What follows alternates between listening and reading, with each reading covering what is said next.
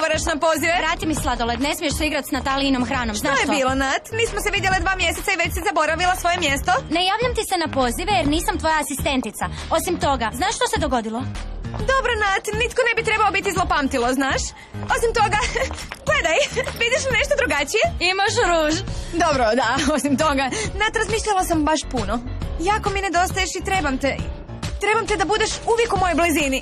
Jel to istina? Da, Nat, od sad ćeš imati mjesto koje zaslužuješ. Idemo. Zato mi sad nosi torbicu jer sam potpuno iscrpljena. Trebam te da mi odeš po haljinu koju ću večeras nositi. I još nešto. Trebam te da mi dogovoriš termin kod mog frizera. Mislila sam da si se promijenila. Natalija, nisam od tebe tražila da me šminkaš i uređuješ. Ne misliš li da je to velika promjena? Javi se. To je sigurno netko od mojih fanova. Izluđuju me, zovu cijelo vrijeme. malo. Kad sam divna. Ne, ja sam Nati. Antonio! U redu, krećemo. Vidimo se. Nat, Antonio je sigurno želio da budem glavna uloga za sljedeći nastup. Ne, Antonio želi da obje dođemo u studio. Idemo. Kako je to beskrajna sreća.